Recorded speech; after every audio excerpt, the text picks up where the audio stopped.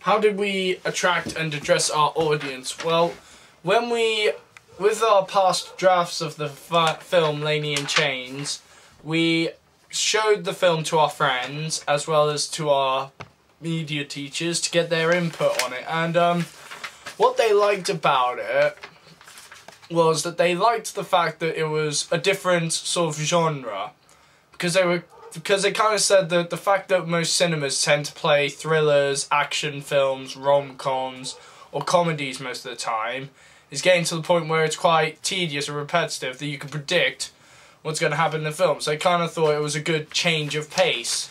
And when we told them about how we sort of used an element of a thriller starter in our film, they were intrigued. They actually were interested in looking into the film. So we're working long and hard, and to make sure that we get it sorted, to make the opening sequence anyway as best as we can.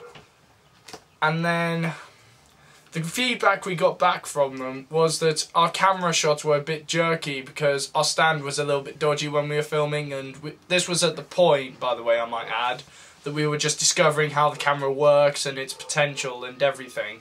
So the problems we had were that, for example, when panning, it would sort of creak a little bit, which would make this irritable noise which you just couldn't stand. Or the stand wouldn't move as smoothly as you want it to, so it would be all jerky and the shots were all like sort of being pixelated, like which was just really annoying. So those were the main bits of feedback.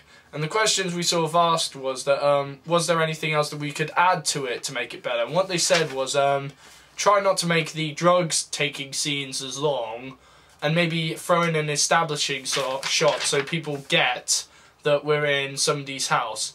And the other criticism which we got from our media teacher, actually, who pointed this out to us and made us feel like fools in public, was the fact that we did manage to establish that Layne Staley was a musician. So, in order to remedy that, we got this guitar and we laid it on the sofa in our final shot to make it clear that he is a musician. And if none of you get it while watching it, I will be extremely upset, actually. But we used this feedback, we went back to Kevin's house, we sat on the sofas, redid the film, revamped it actually, started all the way from scratch, and added new prompts and everything.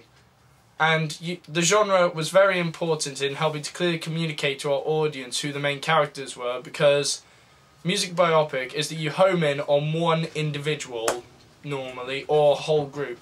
But in our case, it's Layne Staley. Layne Staley being the main character and all, we need to make sure people know what's happening. So we've got Layne Staley doing the actions of rolling his backy, getting ready to smoke, drinking his vodka to get wasted.